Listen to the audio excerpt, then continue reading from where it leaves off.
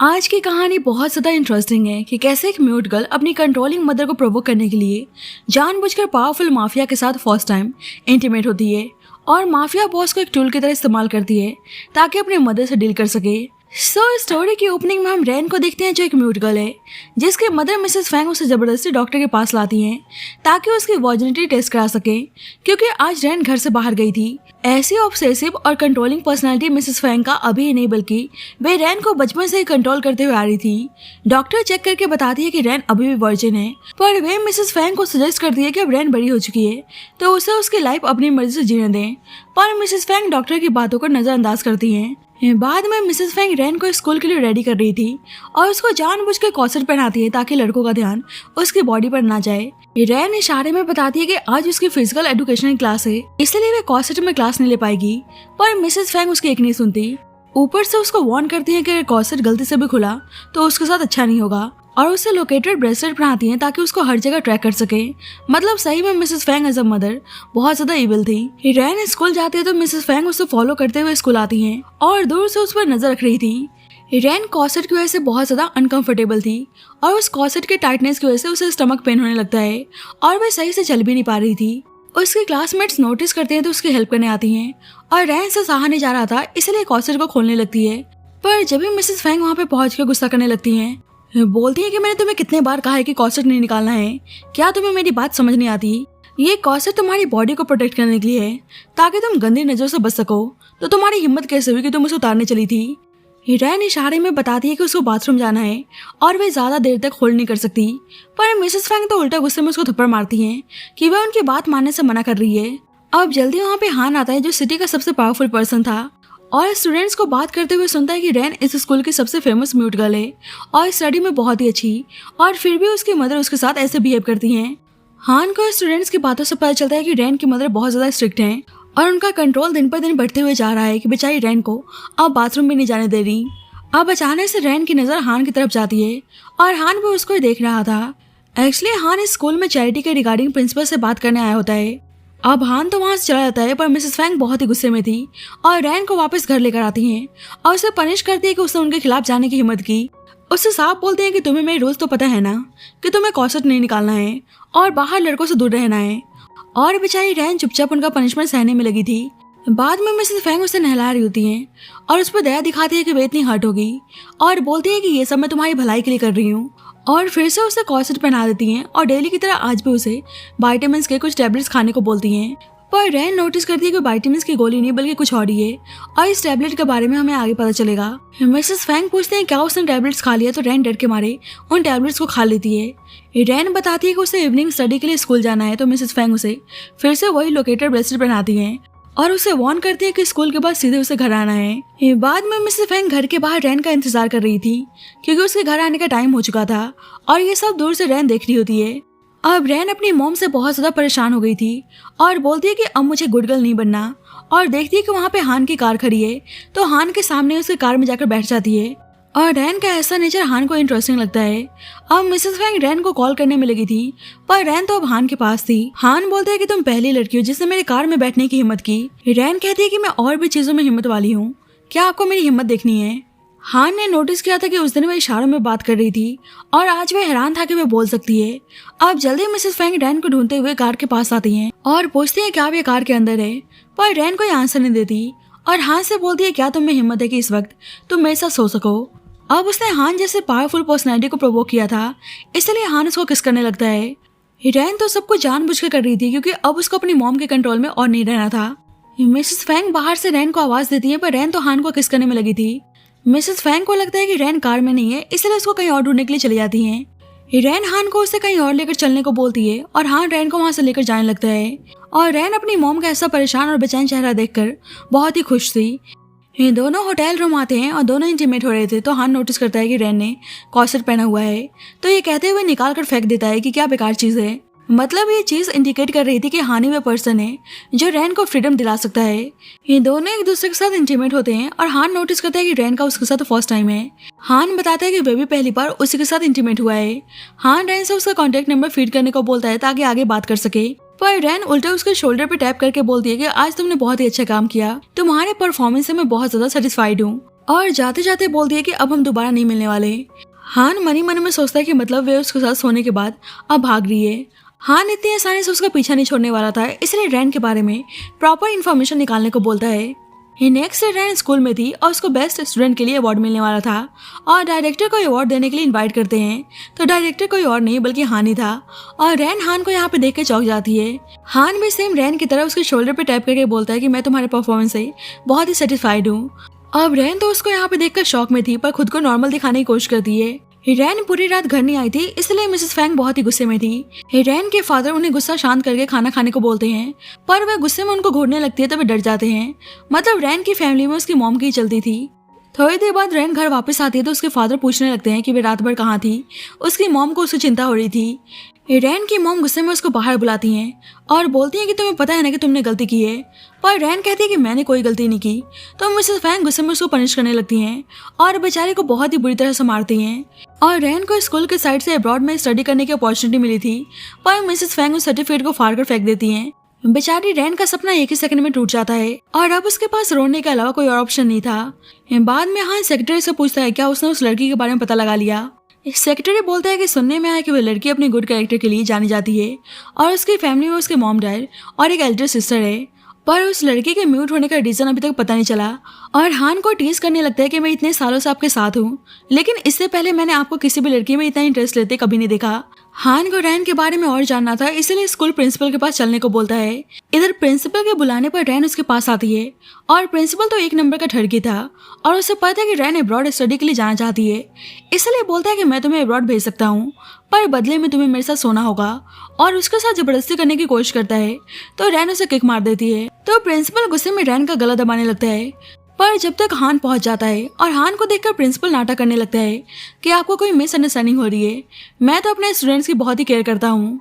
हान बोलता है कि अच्छा, तो फिर ये गले पे निशान क्या है। प्रिंसिपल बोलता है कि शायद उसे कोई इंजरी हुई है।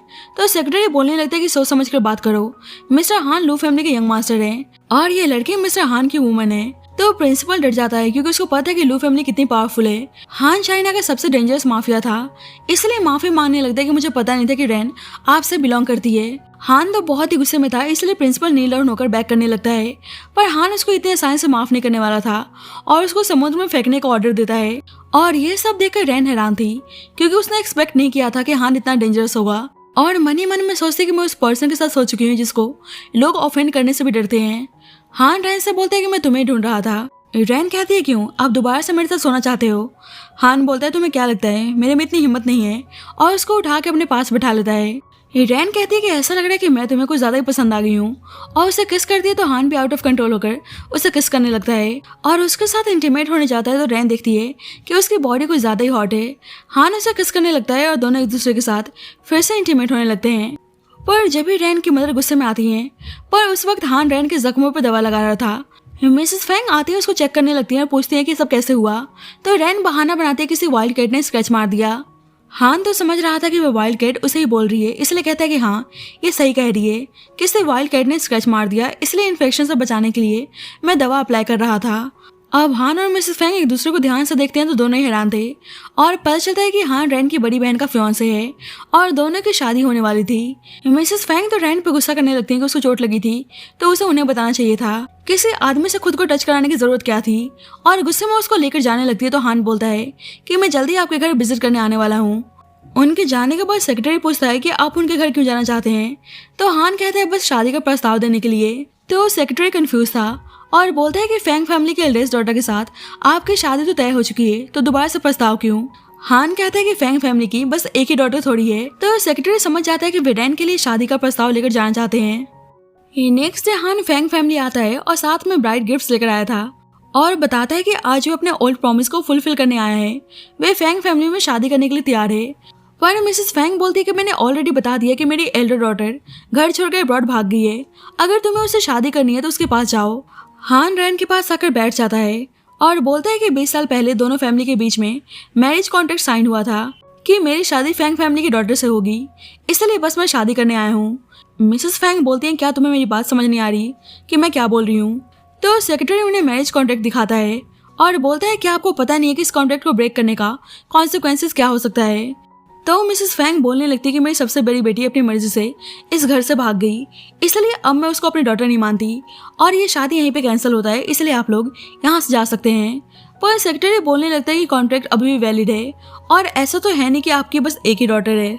तो हान बोलता है कि अब आपकी दूसरी डॉटर को अपनी सिस्टर के प्लेस पर मुझसे शादी करनी होगी। तो मिसेस फैंग बोलने लगती है कि ऐसा नहीं हो सकता, रेन मेरी और लाइफ टाइम मेरे साथ ही रहने वाली है। तो सेक्रेटरी बोलने लगता है क्या आप मिस्टर हान के खिलाफ जाने की बात कर रही हैं? क्या आपको पता नहीं कि मिस्टर हान को आपकी फैंग फैमिली को पूरी तरह से डिस्ट्रॉय करने में 1 सेकंड भी नहीं लगेगा? तो मिस्टर फैंग बोलने लगते हैं कि आप लोग गुस्सा मत हो, एक्चुअली रेन अभी बहुत छोटी है और अपनी वाइफ को काम होने को बोलते हैं। पर मिसेस फैंग बोलने लगती है कि मुझे कोई फर्क नहीं पड़ता कि ये पर्सन कितना भी पावरफुल हो, रेन मेरी डॉटर है और मैंने इसे जन्म दिया है, तो रेन हमेशा मुझसे ही बन के रहने वाली है। हान को तो रेन के पास रहने का कोई बहाना चाहिए था, इसलिए बोलते हैं कि जब तक आप लोग किसी फैसले तक नहीं पहुंचते मैं इसी घर में रहने वाला हूँ। तो मिसेस फैंग साफ मना कर देती हैं। हान बोलता है कि मैं आपसे आपका ओपिनियन नहीं मांग रहा और रेन बहुत ही हैप्पी थी कि हान यहीं पे रहने वाला है। बाद में मिसेस फैंग रेन से बोलती हैं कि हमेशा याद रखना तुम्हें हान से दूर रहना है। तो रेन उनकी बातों से हामी भरती है। मिसेस फैंग बाहर से डोर लॉक कर देती हैं। तो रेन के फादर बोलते हैं तुम टेंशन मत लो, हमारी बच्ची कहीं नहीं जाने वाली। मिसेस फैंग कहने लगते हैं कि रेन बस मेरी है और इसको मेरे से कोई भी नहीं छीन सकता। बाद में हान अपने रूम में आता है तो देखता है कि रेन यहीं पर है और पूछता है कि तुम यहाँ पे क्या कर रही हो। रेन कहती है कि बस यहाँ मैं अपने ब्रदर इन लॉ को सेड्यूस करने आई हूँ। तो ये सुनते ही हान उसको किस करने लगता है और दोनों एक दूसरे के साथ इंटीमेट होने लगते हैं। दूसरी साइड मिसेस फैंग रेन के रूम को चेक करने आती हैं और देखती हैं कि रूम अभी भी लॉक है, तो उनको राहत की सांस मिलती है। पर जब भी उन्हें हान के रूम से आवाज आती है इसलिए चेक करने के लिए अंदर आती हैं, पर तब तक रेन हान को लेकर छुप जाती है। मिसेस फैंग देखती हैं कि रूम में कोई नहीं है, इसलिए वहाँ चली जाती हैं। रेन कहती है कि मेरी मॉम को लगता है कि वे सब कुछ कंट्रोल कर सकती हैं, यहाँ तक कि मुझे भी, और पूछती है क्या तुम मेरी सिस्टर को जानते हो? हान बोलता है कि मैरिज कॉन्ट्रैक्ट हमारे एल्डर्स ने बनवाया था और मैं तुम्हारी सिस्टर से आज तक नहीं मिला। रेन बोलती है कि सब कहते हैं कि मेरी सिस्टर घर छोड़कर भाग गई। तो हान कहने लगते हैं तुम्हारा क्या मतलब है, क्या तुम्हारी सिस्टर अभी भी चाइना में है? रेन कहती है कि तुम्हें कोई आइडिया नहीं है कि एक गुड गर्ल बनने के लिए हमें कितनी कीमत चुकानी पड़ी है। मॉम ने मेरी सिस्टर को कहीं छुपा के रखा है क्योंकि मेरी सिस्टर मेरी मॉम के अगेंस्ट जाने की कोशिश कर रही थी। मॉम अपने रूल्स के अकॉर्डिंग हमें चलाना चाहती हैं। मेरी मॉम के रूल्स के अकॉर्डिंग ना हम किसी से बात कर सकते हैं, ना ही हम अपनी मर्जी से हंस सकते हैं और किसी से प्यार करना बहुत ही दूर की बात है। हान पूछता है कि तुम म्यूट प्रिटेंड क्यों करती हो और तुम्हारी बॉडी पे चोट के निशान ये सब भी तुम्हारी मॉम ने किया है। तो रेन उदास हो जाती है।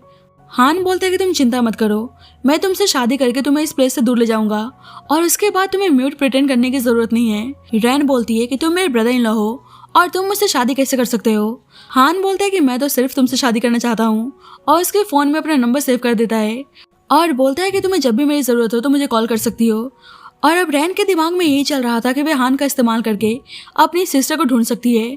नेक्स्ट डे रेन ब्रेकफास्ट कर रही होती है तो मिसेस फैंग पूछती है क्या तुम कल रात अपने रूम से बाहर गई थी? तुम गलती से ऐसा ख्याल भी मत लाना, एक बार अपने सिस्टर के बारे में सोच लो कि तुमने इतने सालों से उसकी आवाज तक नहीं सुनी और वे इतने सालों से गायब है। तो रेन पूछने लगती है मेरी सिस्टर कहाँ है, पर मिसेस फैंग बोलती है कि मैं तुम्हें कभी नहीं बताने वाली। वे बेशर्म लड़की पता नहीं किस आदमी के साथ प्रेग्नेंट हो गई और वे तुम्हें भी अपने साथ लेकर भागना चाहती थी, इसलिए आज उसकी हालत बद से भी बदतर है। इसलिए तुम भी मेरे अगेंस्ट जाने की गलती से भी मत सोचना।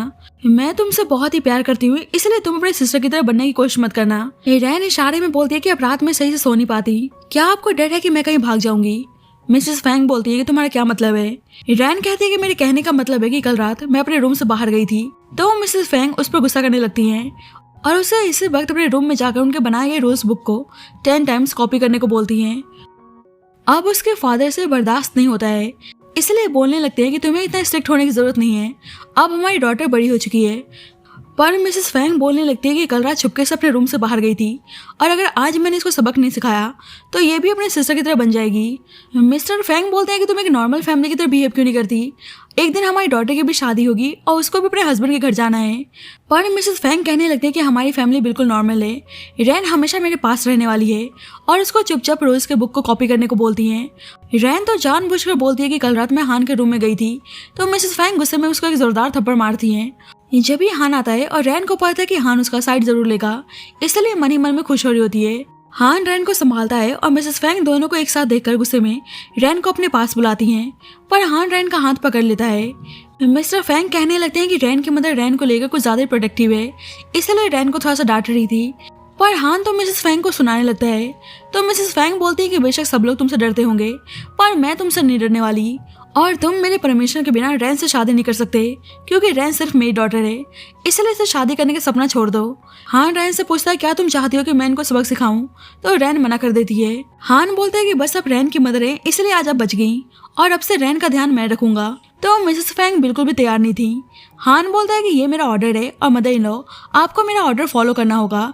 तो मिसेस फैंग उसे उन्हें मदर इन लॉ बुलाने से मना करती हैं और उसे चुपचाप इस घर से बाहर निकलने को बोलती हैं। तो हान बोलते हैं कि आप मुझे इस घर से बाहर निकालना चाहती हैं ना, तो ठीक है, आप अपनी बड़ी बेटी को चाइना वापस बुला लो, नहीं तो रैन से शादी करने से मुझे कोई नहीं रोक सकता। तो मिसेस फैंग नाटक करने लगती हैं कि वह आउट ऑफ कंट्री है और मुझे उसके बारे में कुछ नहीं पता और मैं तुम्हारी रैन से शादी कभी नहीं होने दूंगी। तो हान बोलते हैं कि ठीक है, फिर मैं वही करूंगा जो मुझे अच्छा लगेगा, और रैन को अपने साथ लेकर चला जाता है। तो मिसेस फैंग को बहुत ही गुस्सा आता है। अब मिसेस फैंग ने रैन को थप्पड़ मारा था, इसलिए हान उसके फेस पर आइस अप्लाई करता है और बोलता है कि अगर आगे वे तुम्हें परेशान करने की कोशिश करें तो तुम्हें सबसे पहले मुझे बताना है। रैन कहती है तो अच्छा, तुम्हें मेरी परवाह हो रही है, और कहती है कि मुझे तुमसे एक फेवर चाहिए, क्या तुम किसी को हायर कर सकते हो जो क्लोजली मेरी मॉम के सारे मूवमेंट्स पे नजर रखे। तो हान उसकी हेल्प करने के लिए तैयार था, पर बोलता है कि मुझे इसके बदले में रिवॉर्ड चाहिए।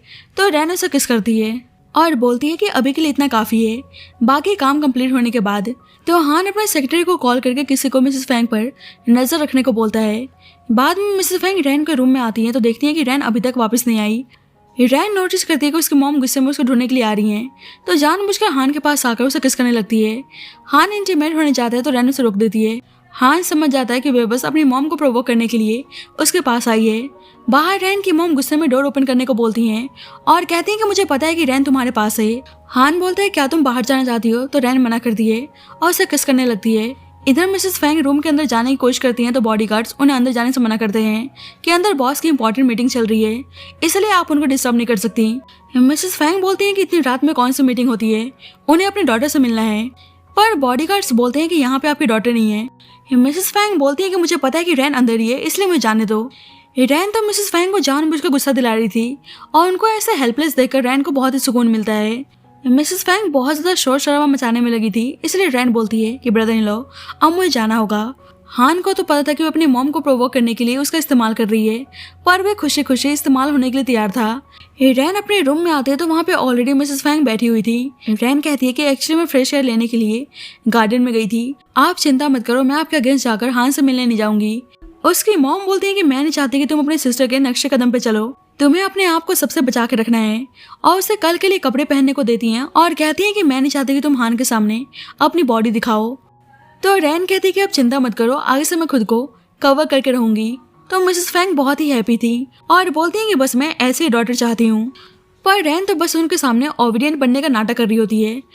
नेक्स्ट मॉर्निंग हान रैन को देखकर पूछता है कि तुम्हें ऐसे कपड़े पहनने के लिए किसने बोला। मिसेस फैंग बोलती है कि एक लड़की को हमेशा खुद को कवर करके रखना चाहिए। तो हान रैन से बोलने लगता है कि तुम पर ये कपड़े बहुत ही बेकार दिख रहे हैं, तुम्हें ये सब पहनने की जरूरत नहीं है। मिसेस फैंग फिर से उसको वाइटामिन्स बोलकर उन टैबलेट्स को खाने को बोलती हैं और रैन चुपचाप उन टैबलेट्स को खा लेती है। मिसेस फैंग कहती है कि तुम्हें ऐसे अपनी मॉम की सारी बात माननी है, बाहर वाला कोई कितना भी अच्छा बनने की कोशिश करे पर वे तुम्हारी मॉम से अच्छा नहीं हो सकता। अब थोड़ी देर के लिए उसकी मॉम वहां जाती है तो रैन वापस से उन टैबलेट्स को थूक देती है और इस चीज को हान नोटिस करता है, इसलिए अपने सेक्रेटरी को कॉल करके उन वाइटामिन्स टैबलेट्स को चेक करवाने को बोलता है। बाद में सेक्रेटरी हान को आकर बताता है कि वे टैबलेट्स वाइटामिन्स के नहीं है, अगर वे कोई टैबलेट्स खाता है तो मेंटली इल हो सकता है और लॉन्ग टर्म खाने से उस पर्सन का म्यूट होने का चांस है। अब ये सब जानने के बाद हान सेक्रेटरी से उस टैबलेट्स को रियल वाइटामिन्स के टैबलेट से रिप्लेस करवाने को बोलता है। सेक्रेटरी मिसेस फैंग का इन्फॉर्मेशन भी लेकर आया था कि वे आजकल कहाँ आती जाती हैं। बाद में हान रैन के पास आकर बोलता है कि तुमने जानबूझकर उन टैबलेट्स को मेरे सामने थूका ताकि मैं उन टैबलेट्स के बारे में पता लगाऊं, मतलब सच जानने के लिए तुम मेरा इस्तेमाल कर रही थी। रैन बोलती है कि तुम काफी स्मार्ट हो। हान बोलता है कि मैं तुम्हारे लिए यूज होने के लिए भी तैयार हूँ। रैन कहती है कि मुझे रिसेंटली पता चला कि इतने सालों से मॉम मुझे वे डम पिल्स खिलाते हुए आ रही थी। मेरी मॉम चाहती है कि मैं म्यूट हो जाऊं ताकि एक गुड डॉटर की तरह उनकी सारी बात मानती रहूं।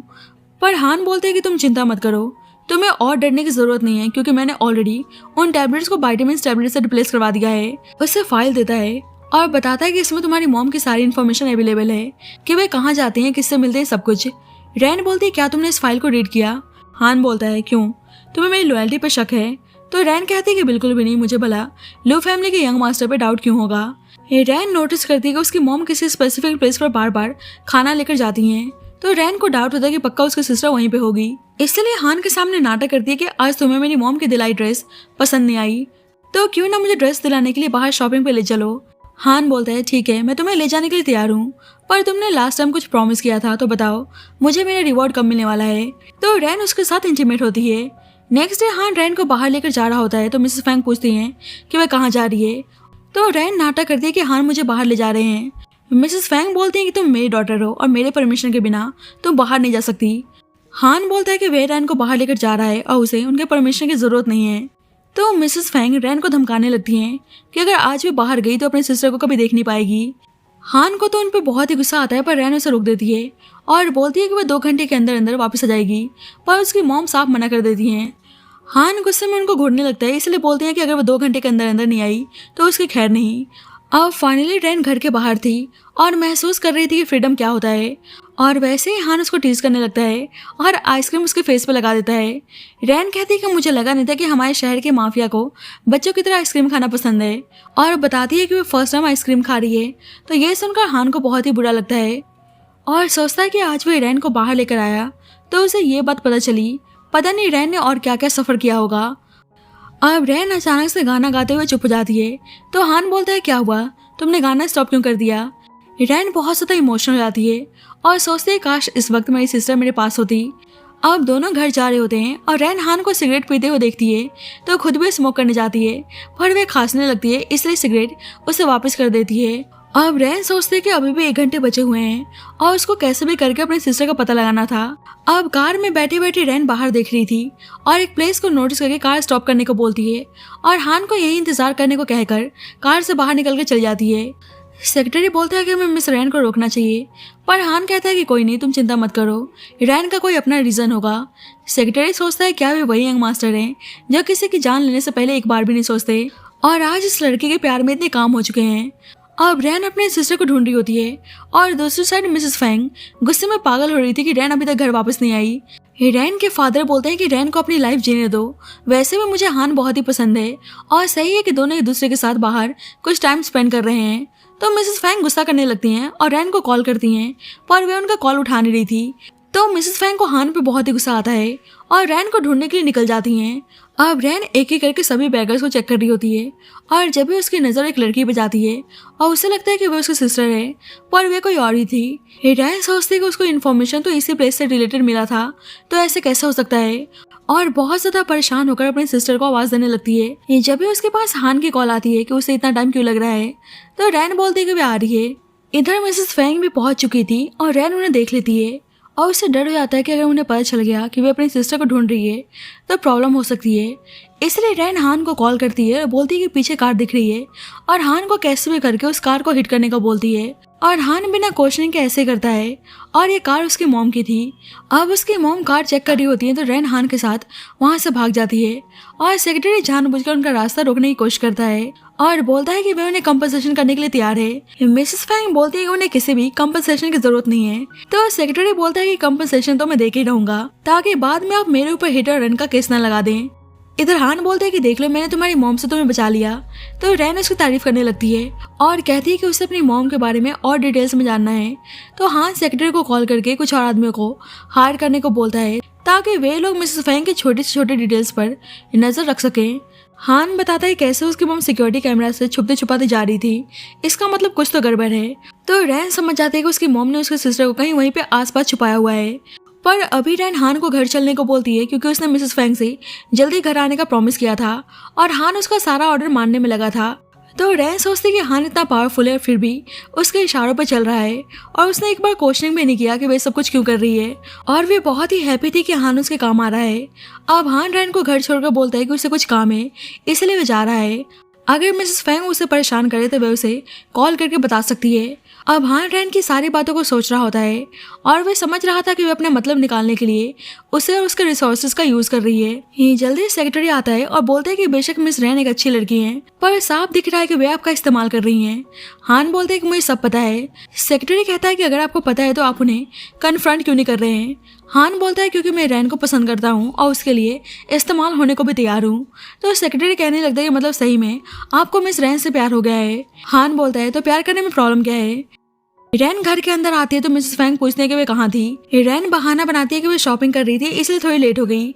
अब उसके कपड़े को देखकर गुस्सा करने लगती है कि तुम्हें ऐसे कपड़े बाय करने के लिए किसने कहा। क्या तुम रूल्स भूल चुकी हो जो ऐसे कपड़े बाय करके लाई हो जो हान तुम्हें और ज्यादा नोटिस करे। और उसके कपड़ों के स्मेल से समझ जाती है कि वो बाहर से खा कर आ रही है तो उस पर गुस्सा करने लगती है और पूछती है कि तुम्हें इतना टाइम कहाँ लगा, क्या हान ने तुम्हें टच किया। और उसके कपड़े को चेक करती है तो उसने अभी भी कॉर्सेट पहना हुआ होता है। तो बोलती है कि अच्छी बात है हान से दूर रहना। और देखती है कि उसने ट्रैकिंग ब्रेसलेट निकाल कर फेंक दिया है तो उस पर गुस्सा करने लगती है कि क्या तुम बहाने से हान के साथ बाहर गई थी ताकि अपने सिस्टर को ढूंढ सको। पर रैन तो अनजान बनने का नाटक करती है और बोलती है कि आपको कोई मिसअंडरस्टैंडिंग हो रही है, मुझे तो समझ में नहीं आ रहा कि आप क्या बोल रही हैं। मिसेस फैंग बोलती है कि अच्छा तुम्हें समझ में नहीं आ रहा है और उसको एक रूम में लॉक कर देती हैं और उसे एज अ पनिशमेंट कल तक रूल्स बुक को 100 टाइम्स कॉपी करने को बोलती हैं। रैन को तो बहुत ही गुस्सा आता है पर अभी वो अपनी मॉम को ऑफेंड नहीं कर सकती थी। उसे पता था कि जब तक वे एडमिट नहीं करती उसकी मॉम को पता नहीं चलने वाला कि वे अपनी सिस्टर को ढूंढ रही है। और उसे ये भी पता था कि जब तक हान उसके साथ है उसे कोई भी दिक्कत नहीं होने वाली। इधर हान को पता चलता है कि मिसेस फैंग ने रैन को लॉक करके रखा है तो जल्दी से फैंग फैमिली चलने को बोलता है। जल्दी मिसेस फैंग दोबारा से रैन के पास आती हैं और बोलती हैं क्या हुआ, तुम्हें डिसअपॉइंटमेंट हो रही है कि तुम हान का इंतजार कर रही थी और मैं आ गई। और गुस्सा करने लगते हैं क्या उसने रूल्स बुक को 100 टाइम्स कॉपी कर लिया। पर देखते हैं कि उसने रूल्स बुक को फाड़ कर फेंक दिया है तो उन्हें बहुत ही गुस्सा आता है। अब हान फैंग फैमिली जाने के लिए कार निकालने को बोलता है तो देखता है कि उसके ग्रैंडपा उससे मिलने आए हैं। इधर मिसेस फैंग रैन को सूप पीने को बोलती हैं जिसमें उन्होंने मेडिसिन मिलाया था पर रैन पीने के लिए तैयार नहीं थी। मिसेस फैंग बोलती हैं कि जिस तरह से तुम अभी फाइटिंग बैक कर रही हो तुम बिल्कुल अपनी सिस्टर की तरह दिख रही हो। मैं बताना चाहती हूँ कि तुम्हारी सिस्टर बस 15 साल की थी और फिर भी किसी के साथ लव अफेयर चलाने की कोशिश कर रही थी, इसलिए मैंने उसके स्कूल की रिपोर्ट कार्ड को फाड़ कर आग में फेंक दिया और उसने गुस्से में मुझे स्टैप करने की कोशिश की। रैन को याद आता है कि जब भी उसकी सिस्टर हट हो गई थी। मिसेस फैंग बोलती है कि इसके बाद वह लेटर छोड़कर घर से भाग गई कि वो वापस घर नहीं आने वाली। सोचो उसने कितनी शेमलेस चीजें की और दुनिया के सामने मेरा मजाक बनाने के लिए छोड़ दिया। इसलिए मैं बोल रही हूँ कि तुम उसके नक्शे कदम पर मत चलो नहीं तो मैं भूल जाऊंगी कि मैंने तुम्हें जन्म दिया है। रैन को याद होता है कैसे उसकी सिस्टर उससे प्रोटेक्ट किया करती थी। मिसेस फैंग उसको प्यार से सूप पीने को बोलती हैं और कहती हैं कि सपना छोड़ दो कि तुम अपनी सिस्टर के बारे में पता लगा पाओगी। पर रैन तो उनकी बात मानने के लिए तैयार नहीं थी इसलिए उसको फोर्सली सूप पिलाने लगती हैं। तो रैन टेस्ट से समझ जाती है कि इसमें वही पिल्स मिला हुआ है। रैन इशारे में बताती है कि अब से मैं अपनी सिस्टर के बारे में कोई इन्वेस्टिगेशन नहीं करूंगी और अब से हमेशा आपकी सारी बात मानूंगी। तो मिसेस फैंग बहुत ही खुश आती हैं और बोलती हैं कि तुम्हारी सिस्टर एक बैड एग्जाम्पल थी इसलिए उसकी तरह बनने की कोशिश मत करना और उसको वापस अपने रूम में जाने को बोलती हैं। दूसरी साइड ग्रैंडपा हान की शादी के लिए कुछ लड़कियों की फोटो दिखाते हैं और बोलते हैं कि फैंग फैमिली की डॉटर इतने सालों से मिसिंग है इसलिए अब मैरिज कॉन्ट्रैक्ट वैलिड नहीं हो सकता। हम मैरिज को ज्यादा टाइम तक होल्ड पर रख नहीं सकते इसलिए उनके दिखाई गई लड़कियों में से किसी एक को चूज करने को बोलते हैं। पर हान कहता है कि वे फैंग फैमिली के साथ मैरिज कैंसिल करने के लिए तैयार नहीं है और वे फैंग फैमिली की सेकंड डॉटर से शादी करना चाहता है। ग्रैंडपा बोलते हैं कि वह लड़की म्यूट है और तुम्हें लगता है कि वह हमारी डॉटर इन लो बनना डिजर्व करती है। हान बोलते हैं कि जब 20 साल पहले मैरिज कॉन्ट्रैक्ट बना था तो उसमें यही लिखा था कि मेरी शादी फैंग फैमिली की डॉटर से होगी, उसमें किसी का नाम मेंशन नहीं था और वैसे भी मैं रैन को बहुत ही पसंद करता हूँ। तो ग्रैंडपा बोलने लगते हैं कि मैं पहली बार सुन रहा हूँ कि तुम किसी लड़की को पसंद करते हो। अगर तुमने अपना माइंड बना ही लिया तो ठीक है, हम रूल्स को फॉलो करते हैं, पर तुम लो फैमिली के सन हो इसलिए आगे जो भी करना सोच समझ के करना। हान बोलता है कि अब चिंता मत करो ग्रैंडपा, मुझे पता है कि मैं क्या कर रहा हूँ। बाद में हान रैन के साथ होता है और बोलता है कि तुमने 24/7 मिसेस फैंग पर नजर रखने को बोला था और मेरे आदमियों ने पता लगा लिया कि वह आजकल किस पर्सन के कांटेक्ट में है। और फोटो दिखाता तो रैन बताते हैं कि ये तो हमारे बेसमेंट की क्लीनिंग लेडी है। रैन को डाउट होता है कि पक्का उन्हें उसकी सिस्टर के बारे में पता होगा और हान से $50 मिलियन मांगती है तो हान उसको ट्रांसफर करने जा रहा होता है। रैन कहती है क्या तुम पूछोगे नहीं कि मैं इन पैसों का क्या करने वाली हूँ। तो हान बोलता है कि इसकी कोई जरूरत नहीं है और उससे पैसे ट्रांसफर कर देता है और बोलता है कि तुम चिंता मत करो, मैं अपने आदमियों को इस लेडी के बारे में पता लगाने के लिए भेज दूंगा। तो रैन उसको थैंक यू बोलकर चली जाती है। बाद में रैन उसी लेडी के पास थी और पैसे देकर उसकी सिस्टर के बारे में सारी इन्फॉर्मेशन बताने को बोलती है, पर वह लेडी अनजान बनने का नाटक करती है कि उसे कुछ नहीं पता। रैन बोलती है कि मैंने सुना है कि तुम्हारे ऊपर बहुत सारे डेट्स हैं, इसलिए उसको और पैसे ऑफर करती है। तो वह लेडी बताती है कि एक्चुअली जब आपकी सिस्टर बेसमेंट में थी तो मैंने उनकी वीडियो बनाई थी। पर उस लेडी को याद आता है कैसे मिसेस फैंग ने उसके बेटे को लेकर धमकी दी थी कि अगर उसने वीडियो पोस्ट किया तो उसके और उसके बेटे के साथ बहुत ही बुरा होगा। रैन एक पेन ड्राइव में वीडियो ट्रांसफर करने को बोलती है और कहती है कि इन पैसों की हेल्प से तुम और तुम्हारे बेटे अच्छी तरीके से अपनी लाइफ स्पेंड कर सकते हैं। और वे लेडी उसकी बात मान जाती है। बाद में रैन उस वीडियो को प्ले करके देखती है तो उसे बहुत ही रोना आता है कि कैसे उसकी मदर उसकी सिस्टर को परेशान कर रही हैं और बेचारी को बुरी तरह से मार रही होती हैं। और ये सब देखकर रैन को बहुत ही गुस्सा आता है। कुछ देर बाद उसकी मॉम उसके रूम में आती हैं और पूछती हैं क्या हुआ, तुम उदास नजर क्यों आ रही हो। तो रैन बोलती है कि मुझे अपनी सिस्टर की याद आ रही है। मिसेस फैंग उसको वापस से सूप पीने को देती हैं और बोलती हैं कि पता नहीं तुम्हारी सिस्टर कहाँ चली गई, मुझे लगता है कि शायद अब इस दुनिया में नहीं है। रैन कहती है कि आपका मतलब है कि मेरी सिस्टर मर चुकी है। तो मिसेस फैंग हाँ बोलती हैं। रैन को तो अंदर ही अंदर बहुत ही गुस्सा आ रहा था पर वे कुछ बोल नहीं सकती थी और कहती है कि अब चिंता मत करो, अब से मैं सिस्टर को याद नहीं करूंगी और अब से आपकी सारी बात मानूंगी। मिसेस फैंग बोलती है कि बहुत ही सही, अगर तुम मेरी बात ऐसे मानती रही तो कभी गलत नहीं जाओगी। और फिर से उसके लिए न्यू रूल्स बुक लेकर आई होती हैं। रैन को यकीन था कि उसकी मॉम झूठ बोल रही हैं, अभी भी उसकी सिस्टर जिंदा है। बाद में हान घर आता है तो रैन को कैसे भी करके हान से अकेले में बात करनी थी, इसलिए बेहोश होने का नाटक करती है। मिसेस फैंग रैन को हॉस्पिटल ले चलने को बोलती हैं पर हान कहता है कि बिल्कुल भी नहीं, वे अपने पर्सनल डॉक्टर को बुला रहा है और उसे पता है कि रैन बेहोश होने का नाटक कर रही है, इसलिए डॉक्टर के जाने के बाद उसे अपनी आंखें खोलने को बोलता है। रैन कहती है कि मुझे तुमसे कुछ इंपॉर्टेंट बात करनी है तो हान कहता है कि आई नो, तुम्हारी सिस्टर की बात है। रैन हैरानगी से पूछती है कि तुम्हें कैसे पता। हान कहता है कि जिस तरह से तुम अपनी मॉम पे नजर रखने को बोल रही थी मैं समझ गया था। रैन कहती है कि अब मैं तुमसे कुछ छुपाना नहीं चाहती, मैं चाहती हूँ कि तुम मेरी सिस्टर को ढूंढने में हेल्प करो। हान बोलता है क्या तुम्हारे पास कुछ क्लू है जिसकी हेल्प से तुम्हारी सिस्टर को ढूंढ सके।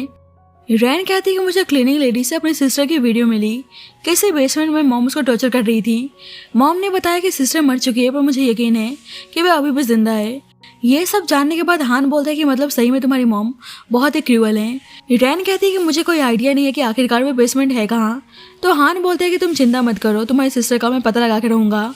अब अचानक से रैन बेहोश हो जाती है और डॉक्टर चेक करने आता है तो मिसेस फैंग पूछती है कि मेरे डॉक्टर को हुआ क्या है। ये डॉक्टर बताता है कि पेशेंट की बॉडी काफ़ी वीक हो चुकी है और बॉडी पे कुछ पुराने चोट के निशान हैं और ऐसा लग रहा है कि जैसे पेशेंट ने किसी तरह का हार्मफुल मेडिसिन कंज्यूम किया है। तो हान मिसेस फैंग से बोलने लगता है क्या आपको ये सब एक्सप्लेन नहीं करना चाहिए। मिसेस फैंग तो बहुत ज़्यादा घबराई हुई थी और बहाना बनाती है कि बचपन में रैन खेलते कूदते गिर गई थी, इसलिए चोट के निशान है और मैं रैन को बस वाइटामिन की टैबलेट देते हुए आ रही हूँ। तो हान बोलता है कि आपको नाटक करने की जरूरत नहीं है, मैंने उन टैबलेट्स के बारे में इन्वेस्टिगेट किया है, वे डम पिल्स हैं। रैन जब 5 साल की थी तब से आप उसको पनिश करते हुए आ रही हैं और उससे जबरदस्ती कॉर्सेट पहनाकर उसको परेशान करती हैं। मिसेस फैंग कहती हैं कि झूठ है। तो हान कहने लगता है कि बस अब रैन की मॉम है इसलिए मैं आपको पनिश नहीं कर रहा, पर उन्हें वार्न करता है कि अब से उन्होंने रैन को सही से ट्रीट नहीं किया तो उसे बुरा कोई नहीं होगा। बाद में सेक्रेटरी हान से बोल रहा होता है कि हमें रैन की सिस्टर का कहीं पता नहीं चल रहा, पर मेरे पास एक आइडिया है। रैन मिसेस फैंग की कमजोरी है और हम उनका इस्तेमाल करके मिसेस फैंग से सब कुछ उगलवा सकते हैं, पर हान साहब बोलता है कि रैन कोई चीज़ नहीं है इसलिए वे रैन का इस्तेमाल नहीं करने वाला। बाद में हान रैन के पास था और बोलता है कि तुम सही से आराम करो, बाकी मेरे ऊपर छोड़ दो। रैन कहती है कि आखिरकार तुम मेरे साथ इतने अच्छे क्यों हो। हान बोलता है क्योंकि मैं तुमसे शादी करना चाहता हूँ। बेशक पास्ट में मैंने तुम्हें इसलिए अप्रोच किया क्योंकि तुम मुझे इंटरेस्टिंग और थोड़ी मिस्टीरियस लगी, पर अब मैं तुम्हें बहुत ही पसंद करता हूँ और तुम टेंशन मत लो, मैं तुम्हारी सिस्टर का पता लगा के रहूंगा। अगर तुम्हें किसी भी चीज़ की ज़रूरत हो तो मुझे बता सकती हो, मैं तुम्हारे लिए यूज़ होने के लिए भी तैयार हूँ। रैन बोलती है मतलब तुम्हें पहले से पता था कि मैं तुम्हारा इस्तेमाल कर रही हूँ। हान बोलते हैं हाँ मुझे पता था और मैं खुद अपनी मर्जी से इस्तेमाल हो रहा था, और बताता है कि उसने अपने कुछ आदमियों को उसके घर के आसपास अलॉट किया है। रैन उसको यहाँ से हमेशा के लिए लेकर चलने को बोलती है, पर हान कहता है कि तुम्हें पता है ना कि तुम्हारी मदर कैसी हैं, अगर मैं तुम्हें यहाँ से लेकर गया तुम्हारी सिस्टर कभी फ्री नहीं होने वाली। रैन सोचते है कि हान कितना अच्छा है, हमेशा उसके बारे में सोचता है, इसलिए अब यह हान को एक टूल की तरह इस्तेमाल नहीं करना चाहती थी। मिसेस फैंग दोनों को क्लोज देखती है तो उन्हें बहुत ही गुस्सा आता है और किसी को कॉल करके रैन के हेयर पिन में हिडन माइक्रोफोन इंस्टॉल करने को बोलती हैं ताकि हान और रैन की बातें सुन सके। बाद में रैन हान से पूछती है तुम सही में मुझे पसंद करते हो और मुझसे शादी करने वाले हो। हान बोलता है बिल्कुल, मैं बेसब्री से तुमसे शादी करने का इंतजार कर रहा हूँ। रैन उससे कल चल के शादी करने को बोलती है तो हान बहुत ही खुश था और उसकी बात मान जाता है और उसे प्यार से किस करता है और रैन मनी मन में थैंक यू बोलती है कि वो उसका इतना साथ दे रहा है। अब अचानक से रैन का हेयर पिन गिर जाता है और हान उसे उठाकर स्माइल करने लगता है क्योंकि उसको आइडिया लग गया था कि रैन ने जानबूझकर उस हेयर पिन को उसके पास गिराया है। एक्चुअली रैन को ऑलरेडी पता चल चुका था कि उसकी मॉम ने हेयर पिन में हिडन ऑडियो डिवाइस इंस्टॉल किया है, इसलिए जानबूझकर वह हान के पास छोड़कर गई थी। अब हान ने सेक्रेटरी को हेयर पिन के बारे में पता लगाने को बोला होता है। सेक्रेटरी उसको लिखकर बताता है कि हेयर पिन में ऑडियो डिवाइस इंस्टॉल है।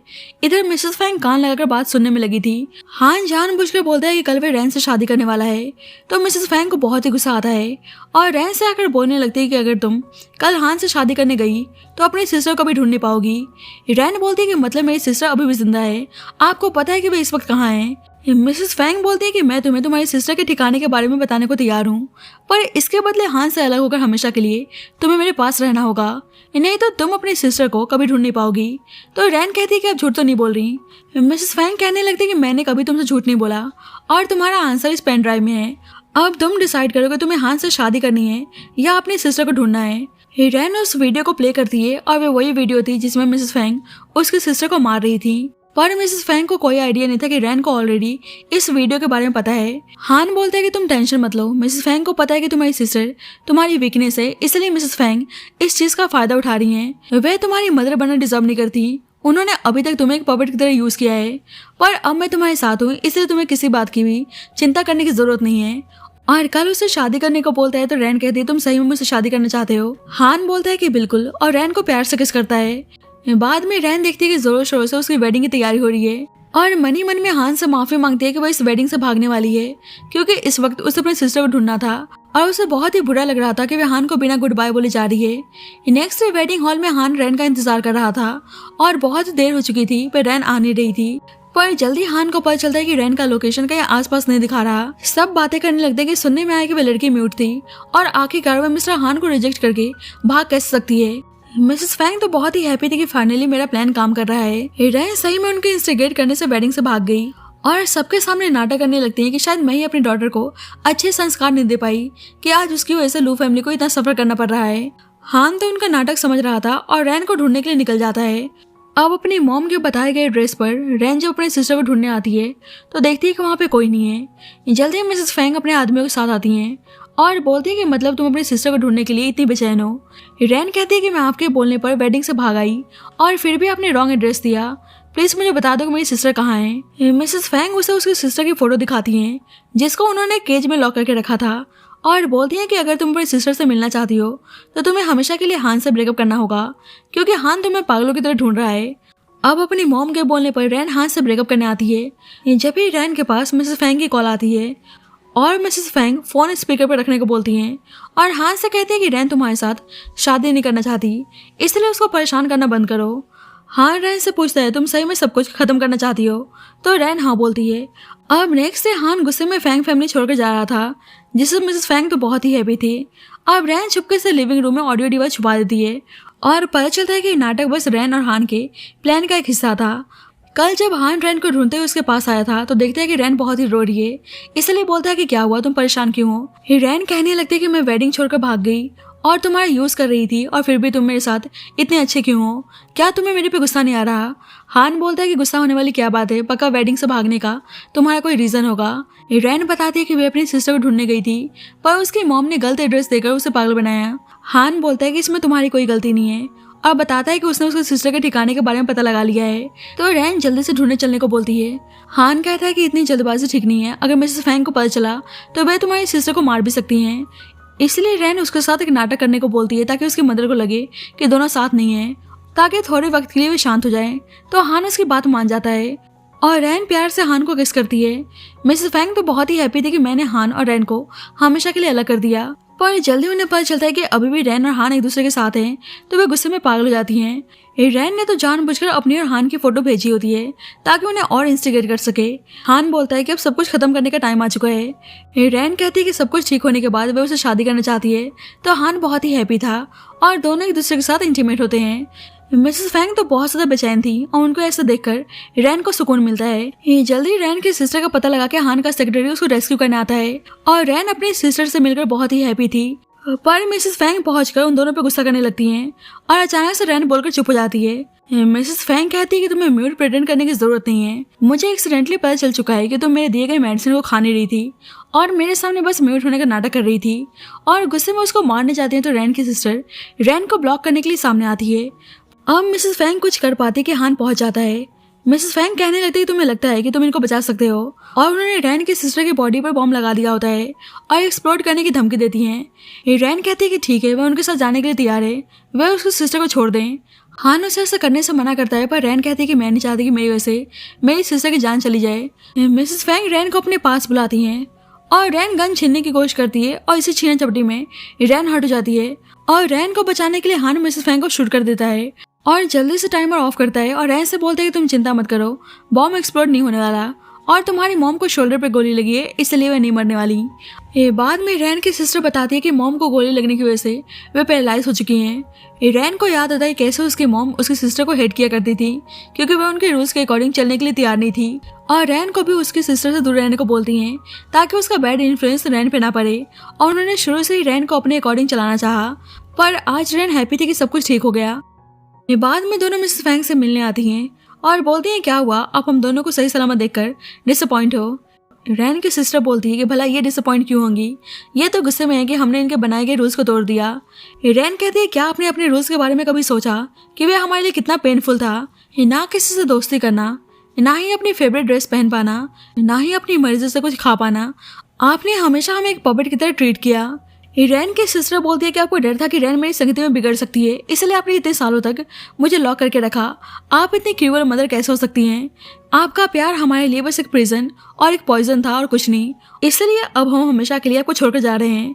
उसके फादर बोलते हैं मुझे पता है कि तुम दोनों ने कितना कुछ सफर किया है, मैं चाहता था कि तुम दोनों की नॉर्मल किड की तरह अपनी लाइफ स्पेंड करो, पर मैं कुछ कर नहीं पाया। ये दोनों बोलती है कि हम आप पे ब्लेम नहीं डाल रहे हैं, पर उसके फादर बोलते हैं कि मैं इतना सक्षम नहीं रहा कि तुम दोनों का सही से ध्यान रख सकूं, लेकिन अब मैं चाहता हूँ कि तुम दोनों अपनी लाइफ को अपने तरीके से स्पेंड करो और तुम्हारी मदर ये डिजर्व करती हैं, इसलिए आज उनकी ऐसी हालत है। दोनों बोलती हैं कि मैं उन्हें कभी माफ नहीं करने वाली और वहां चली जाती हैं। अब दोनों आउट ऑफ कंट्री जा रही थी। हान बोलता है क्या तुम कभी मेरे प्रति सच्ची रही हो?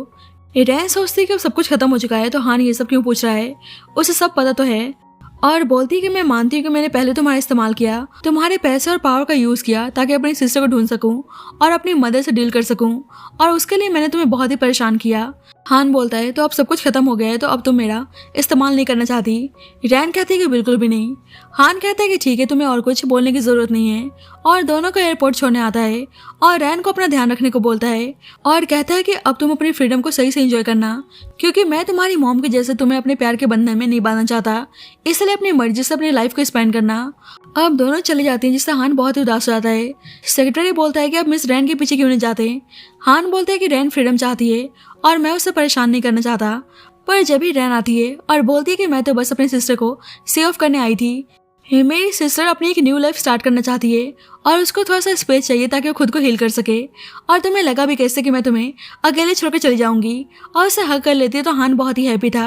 रैन कहती है कि मैंने माना कि अपने सेल्फिश मोटिव के लिए मैंने तुम्हारा यूज किया, लेकिन तुमसे मिलने के बाद मुझे फील हुआ कि फ्रीडम क्या होता है, तुमने मुझे करेज दिया, इसलिए अब मुझे किसी से डर नहीं लगता। मैं तुमसे बहुत ज्यादा प्यार करती हूँ और तुमसे शादी करना चाहती हूँ। तो ये जानकर हान बहुत ही हैप्पी था और उसको रिंग पहनाता है। हान उसे किस करने जाता है तो रैन कहती है कि पहले वे अपना स्कूलिंग कंप्लीट करना चाहती है और फिर शादी, तो हान इसकी बात मान जाता है और इसी के साथ इस स्टोरी की हैप्पी एंडिंग होती है। So thank you so much guys for watching this video. बाकी आपको स्टोरी कैसी लगी please let me know in the comment section, and जब तक के लिए bye bye and take care.